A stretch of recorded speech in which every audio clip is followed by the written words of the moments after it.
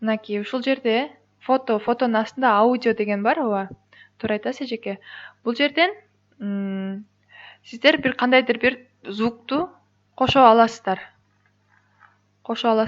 Бирок бул өзүңүздөрдүн звугу эмес, бул интернеттеги звуктар да. Бул жерден сиздердин звугуңуздар табылбай калышы мүмкүн, өзүңүздөр издеген звук табылбай калышы мүмкүн. Көбүнчөсү платный болгондуктан. Ал эми өзүмдүн звугумду кошом десеңиз, сиздер албетте бул жерден загрузки деген жерден загрузить файлга кирип туруп өзүңүздөрдүн аудиоңуздарды кошо аласыздар. Мисалы, мен бул жерден бир аудио кошуп көрөйүн,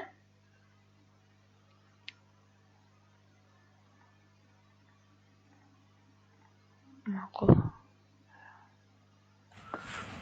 Кечиресиз, могу записать себя дегенчи ал видео катары жазабы өзүбүздү? Аудионун ичиндеги записать себя дегенби? Кайсысын айтып атасыз эжеке? Азыр кетип калды, таппай калдым азыр. Загрузить файлы дегенин астында записать себя деп турганчы. Ошол эмне? Бул деген сиздердин камераңыздарды видео катары кетет. Видеону ачасыздар да, камераңыздарды ачасыздар дагы. Мисалы, азыр мени тартышы мүмкүн.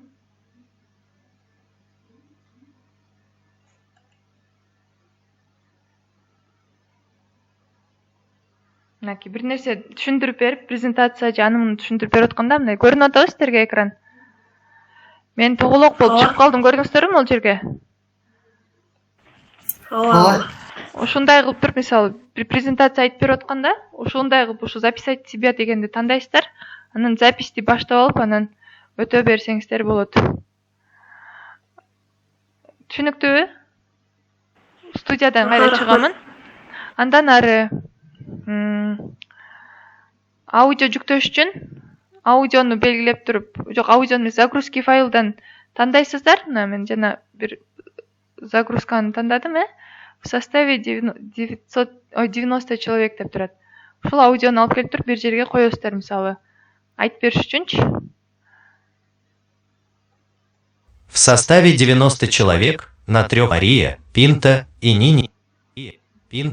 Ниния было совершено первое путешествие Христофора Колумба. Тогда же состоялось открытие Америки, хотя сам Колумб считал эти земли индийскими. 12 октября 1409. Сиздерге аудио угулду, ошо аудиону мына кайсы жерден каяка чейин угулуш керек экенин ушундай кылып туруп белгилеп аласыздар. Мынакей. Азыр 5-6 слайдка чейин угулуп атат, сиздерге бир эле слайддын ичинде угулсун десеңиздер, сиздер бул слайдтын убактысын созосуздар.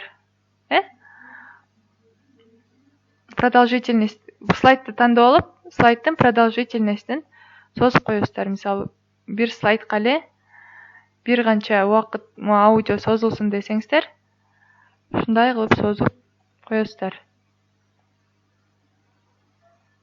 Ал эми бир канча слайдка десеңиздер, ылайыкташтырып, аудиону бияка жылдырып, мисалы, мындайраак жылдырып, биринчи слайдта эмес, экинчи слайдта сүйлөсүн десеңиздер, оңго, солго жылдырып, көбөйтүп, ичкертип жылдырып алсаңыздар болот, эжекелер.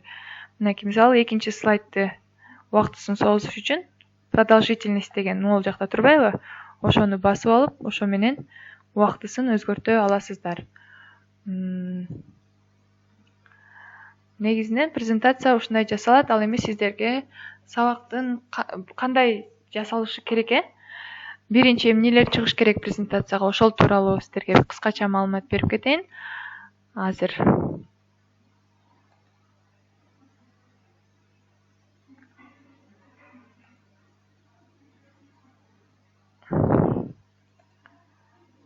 эжекелер, бир мүнөт. Даяр слайд кылып жасап койгонмун.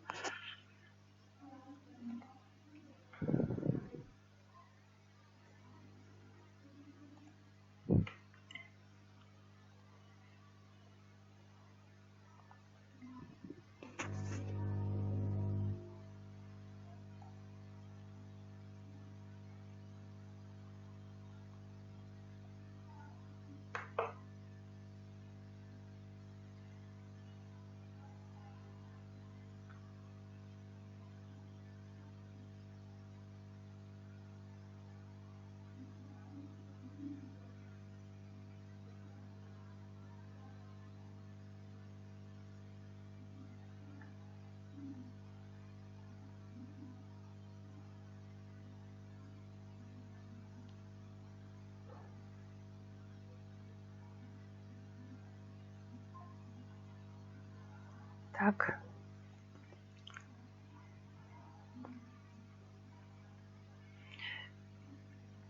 Биринчи жекелер. Угулуп жатамбы? Эң биринчи сиздер презентацияга жазып алсаңыздар, Эң биринчи презентациянын баштарда сиздер кайсы сабак экенин жазышыңыздар керек. Презентациянын биринчи бети, титульный лист деп коет го. Ошону жазып алышыңыздар керек биринчи бетине.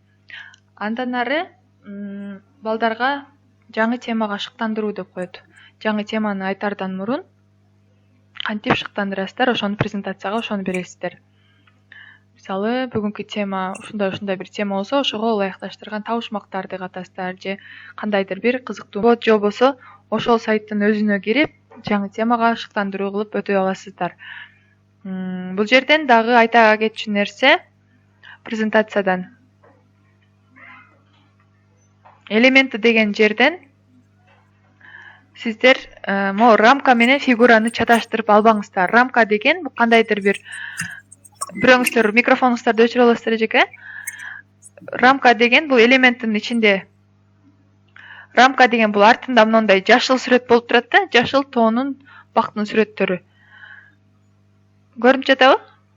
Ушулар рамка болуп эсептелет. Ушуну коюп туруп, мунун үстүнө сүрөт койсоңуздар, баягы сиздер койгон сүрөт ушул рамканын ичине келип түшөт. Азыр бир мүнөт эжекелер.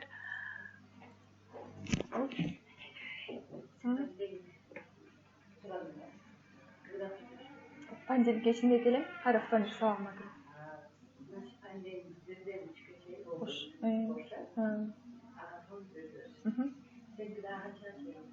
Азыр саат 5ке чейин экен.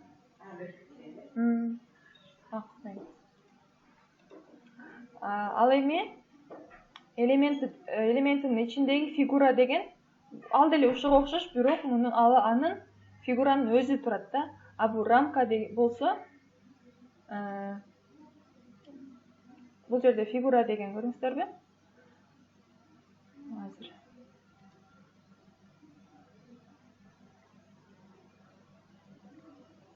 Мынакей рамки деген ушундай болот, артында бир аз сүрөттөрү бар. Ал эми фигура деген ал фигуранын өзү ушул. Келиңиздер. Мынакей фигура деген тоголок тегерек болуп ушундай болот. Мунун ичине сүрөт кирбейт. Сүрөт кирсе да кандай форматта болсо, ошондой 4 бурчтук болсо 4 бурчтук сүрөтүңүздөр. Узун болсо узун болуп кирет. Ал эми мунун астындагы рамка деген бул башка. Мунун ичине сүрөт кирет. Тоголок форматта болуп сүрөттөр мунун ичине түшөт. Келиңиздер байкайлы. Ал үчүн загрузканын ичиндеги бир сүрөттү коюп көрөлү. Келиңиздер. Мисалы, ушул сүрөттү тегеректин ичине батырыш үчүн мынакей фигуранын үстүнө койсоңуздар, бул батпайт, көрдүңүздөрбү?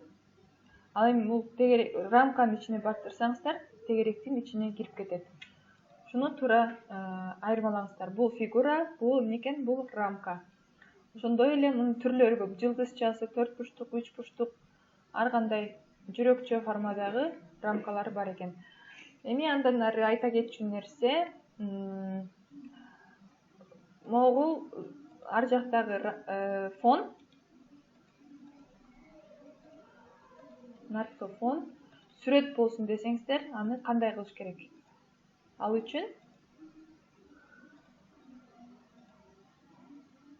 үчүн сиздер бул фонду белгилеп аласыздар. Белгилегенден кийин бул жакта ылдый жагынан фото деген бар. Ошо фото деген жерден бир жакшы сүрөттү тандап аласыздар. Мисалы, бул жерде тоонун сүрөтү болсун десеңиздер, горы деп издесеңиздер, тоонун сүрөттөрү чыгат. Болбосо Кыргызстандын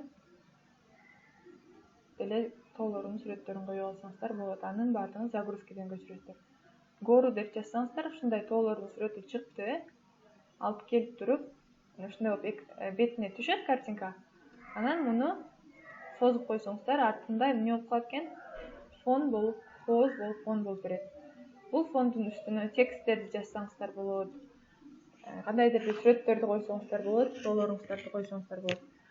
Ал эми бул фон кичине прозрачныйраак, бир аз көрүнбөй тургандай болсун десеңиздер, прозрачность дегенди өзгөртүп салсаңыздар, мынакей. Ушул жерден өңү агарып бир аз көрүнө турган, анан көрүнбөй турган болуп өзгөртө аласыздар. Андан ары дагы айта кетчү нерсе, бул жерге сиздер видео да кошо аласыздар. Өзүңүздөрдүн видеолоруңуздарды кошуп койсоңуздар болот. Ссылкаларды кошо аласыздар, кандайдыр бир YouTube'га болобу, же кандайдыр бир сайтка ссылка кошуш үчүн. Ал үчүн сиздер эмнени басып экенсиздер? Клавиатуранын оң жагын, мышканын оң жагын басып туруп, ушул жерден копировать, вставить, дублировать, удалить дегендердин астынан ссылка дегенди бассаңыздар, бир жерге ссылка болуп шилтеме ачылат. Мисалы, сиздер YouTube'дан бир маалыматка шилтеме жөнөтөм десеңиздер,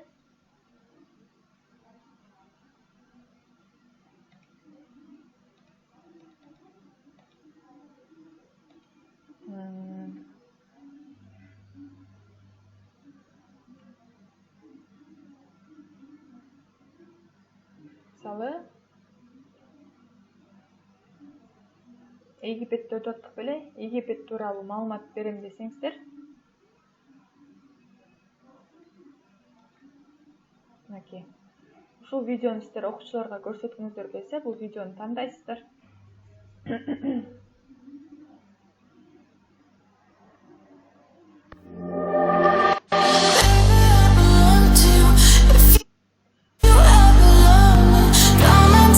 Ал үчүн бул видеонун поделиться кылып алып, копировать тандап туруп, анан баягы сиздердин слайдыңыздарга кайтып келесиздер.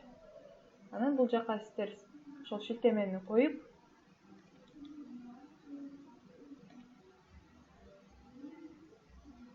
готово дегенди койсоңуздар, мына бул жака автоматтык түрдө YouTube'га ссылка кошулду,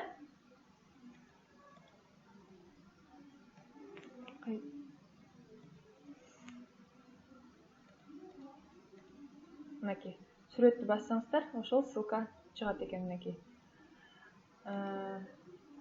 Ошол ссылканы бассаңыздар, YouTube'га автоматтык түрдө жолдомо кетет. Андан ары улантабыз.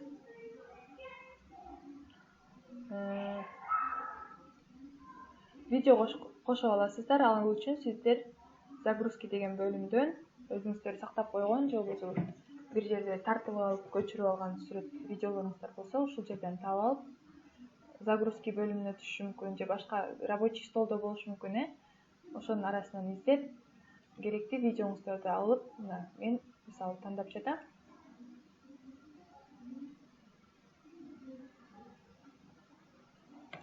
Ушундай кылып мен өзүмдүн компьютеримдеги видеону ушундайча кошо алам.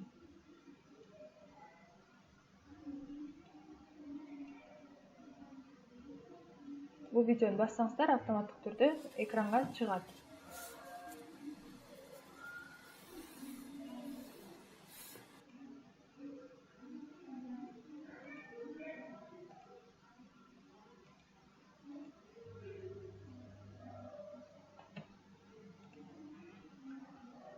Ушундайча жасалат эжеке презентация кыскача. Жакын арадагы сабактарга дагы Canva тууралуу көбүрөөк маалыматтар дагы болот. Себеби бул бүгүн презентацияны гана жасаганды үйрөндүк. Эртеңки сабакта биз грамота жасаганды үйрөнөбүз, плакат жасаганды үйрөнөбүз. Ушул менен эле жарыя, чакыруу, куттуктоо, окуучулар үчүн көрсөтмө куралдарды жасаганды, карточка жасаганды, жана башка ушу Canva жардамы менен резюме түзгөндү үйрөнө алабыз. Ал эми презентацияга түзүүдө да суроолор болсо, Canva тууралуу суроолор болсо берсеңиздер болот эжекелер.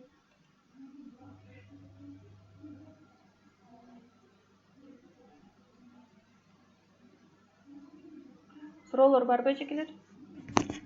Угуп жатамбы?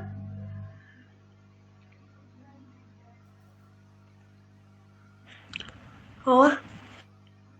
Түшүнүктүү болдубу сабак? Canva'ны презентация түзгөндү бир аз түшүнүк алдыкпы? Ооба. Рахмат, түшүндүк. Өзүңүздөр да ноутбуктан ачып катталып кирдиңиздерби? Жаныңыздарда ноутбук барбы? Интернет жок экен. Кечинде эмес көрөйүн. Бул Canva программасын телефондон деле Play Market'тен же болбосо телефонуңуздар iPhone болсо App Store'дон да көчүрүп, телефонуңуздарга көчүрүп регистрация болуп алыңыздар. Бул программанын жакшы жери телефондон да жасап, ошол телефондон жасаганыңыздар автоматтык түрдө ноутбукка келип түшөт. Кийин мисалы сабак өтөрдө, жолдон деле бир нерсе өзгөртүш керек болуп калса, же болбосо шашылыш бир нерсени көрсөтүш керек болуп калса, телефондон жасай салып, кийин ноутбугуңуздардан ачсаңыздар автоматтык түрдө чыгат. Ошол эле ал үчүн сиздер ошол гана электрондук поштаны колдонушуңуздар керек. Бир гана электрондук почта. Бул жерде сактоо кантип сактайбыз деген суроо болушу мүмкүн. Сакташ үчүн сиздер бул жердеги поделиться дегенди басасыздар. Поделиться дегенди басып туруп, скачать дегенди бассаңыздар, бул жерден автоматтык түрдө скачать деген басып туруп, кандай форматта сактап берейин деп сурайт бул жакта. Тип файла дегенде. Эгерде сиздер PowerPoint форматында сакталсын кааласаңыздар, PPTX деген ушул форматты тандайсыздар. Ал эми PDF форматта сакталсын десеңиздер, ушу PDF форматын тандайсыздар. Стандартный PDF деген. Ал эми ар бир слайды жөн гана сүрөт форматында чыксын десеңиздер, PNG-ны тандайсыздар. Ал эми видео форматта бул слайд жөн гана видео башынан аягына чейин жөн гана видео болсун десеңиздер, видео MP4 деген тандайсыздар. Бардыгында жазылып турат мынакей. Стандартный PDF файл оптимально для документов деп турат. Оптимально для печати. Файл Microsoft PowerPoint дейт. PowerPoint-ко сакталыш үчүн PPTX-ди тандайсыздар. Анан MP4, анан PNG. Булардын бардыгы форматтар эжекелер, Видео формат, сүрөт формат, презентация формат. Муну презентация формат сакташ үчүн PPTX-ди тандап туруп, скачать кылсаңыздар, эмне болот экен? Сиздерден загрузки бөлүмүнө барып автоматтык түрдө түшөт.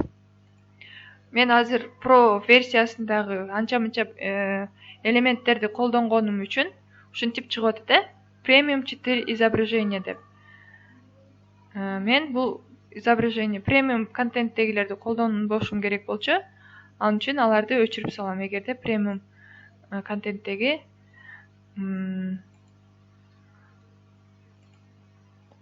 сүрөттөр бар болсо.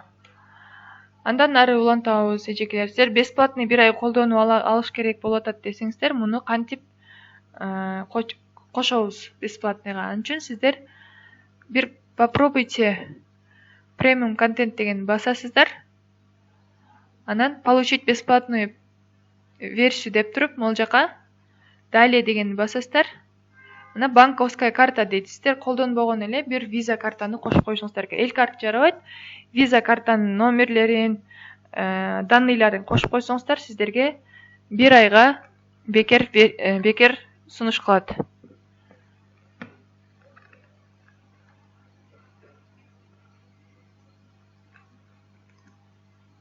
Түшүнүктүү болду эжекелер, кантип кошуш керек? Могул жака картаңыздардын номерин жазасыздар. Качан эмне болгон бардыгын жазып, кодун жазып, сиздер кошо аласыздар. Азыр мен сиздерге өзүм кошуп көрсөтөйүн. Мынакей мен өзүмдүн бул виза картам коштум. Колдонбогон эле болсо болот. Анан получить пробную версию деп койсоңуздар, сиздерге бир айга акысыз кошууга мүмкүндүк берет.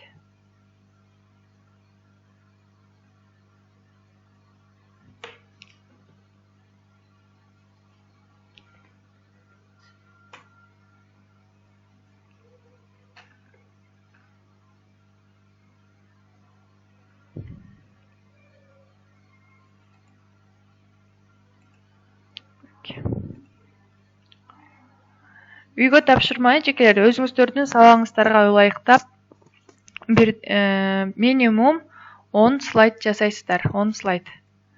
Биринчи темасын, башкы сабагыңыздардын атын, андан кийин сабактын максатын жазасыздар. Жаңы темага шыктандыруу деп суроо жооп, бир бышыктоо бересиздер дагы. Андан кийин жаңы теманы түшүндүрүп эң аягында эмне кылат экенбиз, бышыктайбыз. Бүгүнкү сабак түшүнүктүү эле болду эжекелер. Колдон келишинче баардык жагын айтканга аракет кылдым. Андан ары өзүңүздөр илип кеткен да өзүңүздөрдөн. Сиздер деле кадимки окуучулар сыяктуу эле араңыздарда жакшы окуганы бар, арасына көңүл бурбай отурганы да бар, такыр сабакка катышпай койгону да бар. Ошон үчүн аракет кылыңыздар, Canva'га кирип чукулап жагын басып көрүңүздөр, коркпоңуздар. Бул жерде баардыгы ачык айкын жазылган, барыңыздар эле орусчаны жакшы түшүнөсүздөр. Загрузки, элемент деген баардык жагын изилдеп карасаңыздар, Canva программасын буюрса үйрөнүп кетесиздер. Сабак түшүнүктүү болдубу эжекелер? Жооп берип койсоңуздар. Ооба. Рахмат. Ооба. Рахмат Гүлзат. Деле болду. Анан суроом бар. Угуп атам. Сурооңузду. Кокустан платный болуп калса, аны кандай кылып өткөрсөк болот? Ошондой үйрөтүп койсоң болобу? Жаңы эле көрсөттүм бир аз мурун, платныйга кантип өтүш керек экенин. Сиздер келесиздер, көрүнүп атабы? Ушул жактан попробуйте деген жер турат го. Басып туруп получить бесплатную пробную версию дегенди басасыздар. Анан ушул жерден далее дегенди басып туруп, банковская карта деген тандайсыздар. Анан ушул жерге Виза карта жок болсо болбойт экен да. Виза колдонбогон картаңыздар болсо жакшы болот да. Эгер жок болсо капа болбоңуздар, бекер деле акысыз деле сонун презентацияларды, грамоталарды жасап келгенбиз. Мен 3 жыл бою бекер эле колдонуп келем. Просто жок эле. Негизи бекер деле толтура нерсе возможностьтар көп аябай.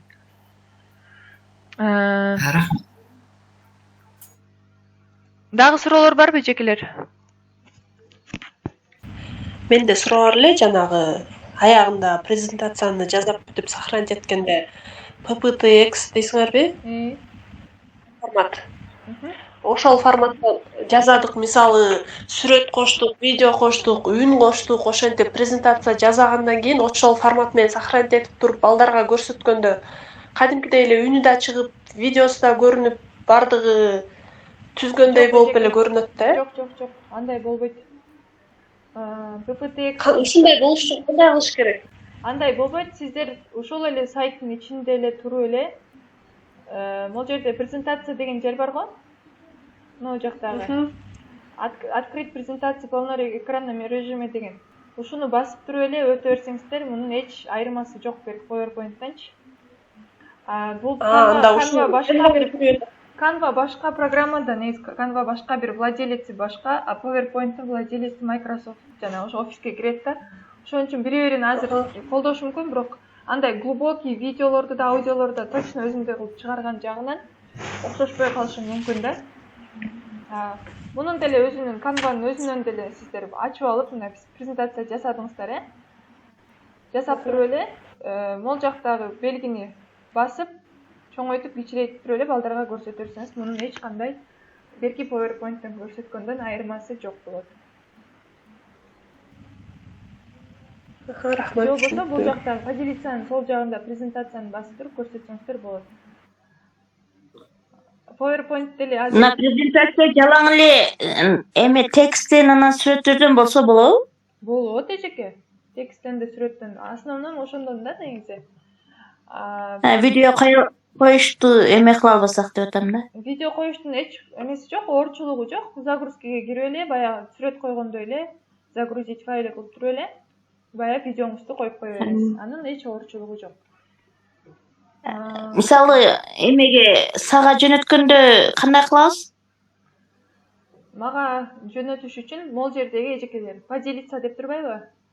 Поделиться, мага презентацияңыздар даяр болгондон кийин поделицаны басасыздар. Доступ имеете только вы деген жерден все, у кого есть ссылка дегенди басып туруп, анан копировать ссылка кылып туруп, анан мага WhatsApp'ка ссылкасын жөнөтүп коесуздар, мен сиздердикин ачып көрө алам. Түшүнүктүүбү? Ооба, рахмат.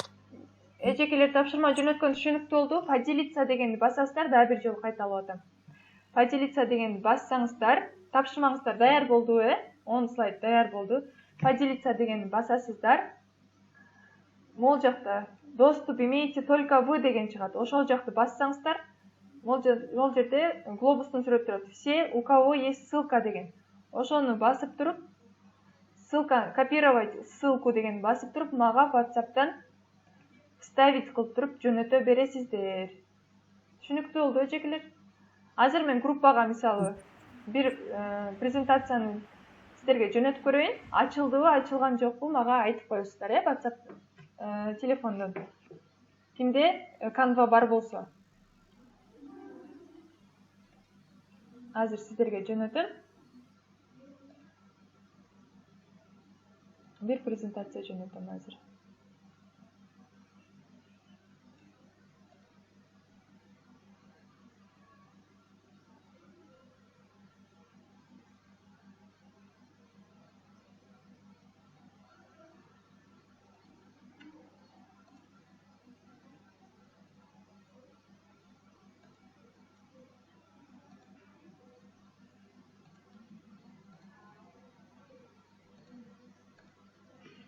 Мынакей эжекелер, азыр мен могул бир эле беттен турган презентацияны сиздерге жөнөтөм. Ал үчүн сиздер эмне кылат экенсиздер? Поделиться басасыздар. Доступ имеете только вы деген жерден все, у кого есть ссылка, анан эмне кылат экенсиздер? Поделиться, копировать ссылку, анан WhatsApp'ка. Мынакей сиздердин WhatsApp'ыңыз, биздин WhatsApp группабызды ачтым, онлайн группабызды ачтым да, ушул жака алып келип туруп, вставить кылып туруп, эмне кылат экенбиз? Жөнөтөбүз. Суроолор барбы эжекелер?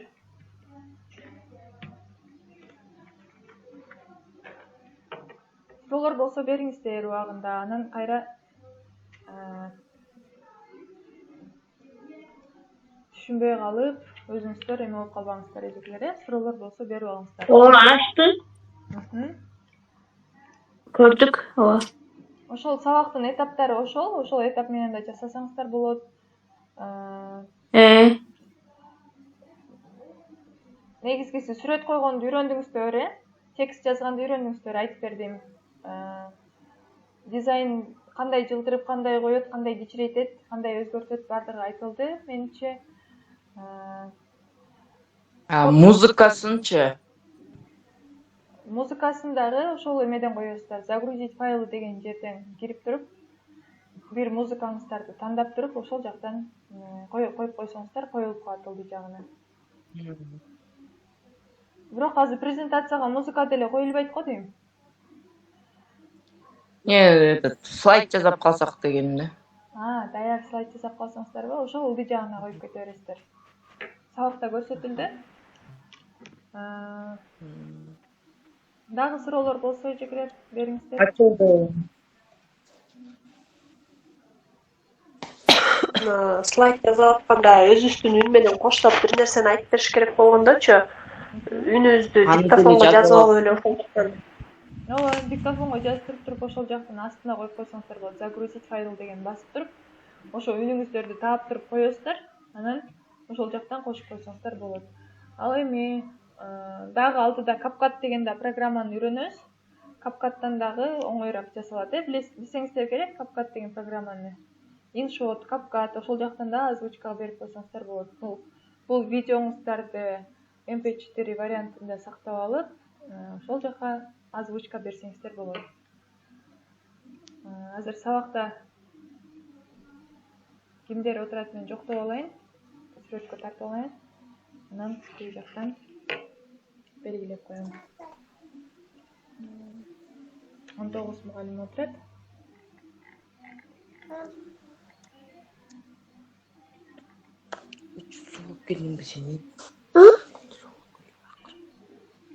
Дагы суроолор болсо берип алыңыздар, эжекелер, 5 мүнөт убактыбыз бар.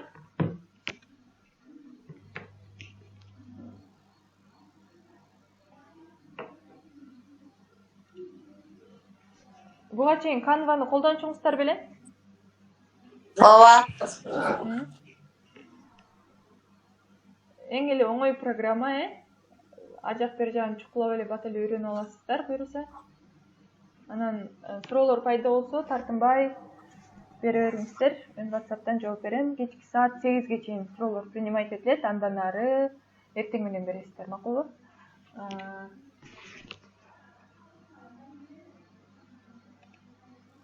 Тапшырма түшүнүктүү болдубу? Ар кимиңиздер өзүңүздү кайсы сабакты берсеңиздер, кайсы сабактын мугалими болсоңуздар, ошол сабакка бир тема, жакшы бир тема тандап алып, бир класска ылайыктуу теманы тандап алып, ошого минимум 10 слайдтан турган презентация жасап, поделицаны басасыздар.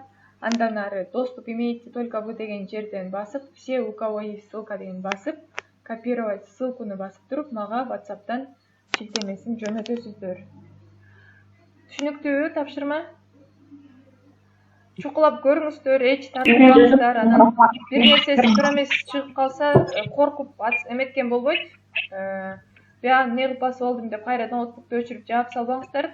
Жакшылап окусаңыздар түшүнөсүздөр. Көп эле орус тилинде болуп калган азыр. Көпчүлүк эжекейлер азыр офлайн окуп аткан эжекейлерде аябай эме болуп кетет да. Мындай офлайн окуп атканда да мен каягыма кирип кеттим, көрүп берип койчу, каякта турам, анан үйгө барып ачсам эле ушундай болуп калды, анан кыла албай койдум тапшырма деп келишет. Андай болбойт эжекелер. Жакшылап сабакты кайра бир сериядан көрүп чыгыңыздар. Буюрса шилтемесин кайра жөнөткөнгө аракет кылам. Кийинки сабакта көрүшкөнчө, эгерде сурооңуздар жок болсо, иштеп көрүңүздөр, саламатта калыңыздар. Кийинки сабакта буюрса. Сиздерге да чоң рахмат сабактарга убагында кирип берип атканыңыздар үчүн. Эгерде кандайдыр бир чоң рахмат. Эч нерсе эмес, эжекелер. Кандайдыр бир сунуштарыңыздар болсо, эмне жөнүндө үйрөнгүңүздөр келип жатса, WhatsApp группага тартынбай жаза бериңиздер. Анан бүгүнкү сабак кандай өттү, WhatsApp группага бөлүшүп койсоңуздар болот. Сиздер менен бүгүн сабакты өтүп бергениме абдан кубанычтамын. Сиздер да угуп, ушинтип мени көрүп отурганыңыздар үчүн, менин сабагыма катышып берген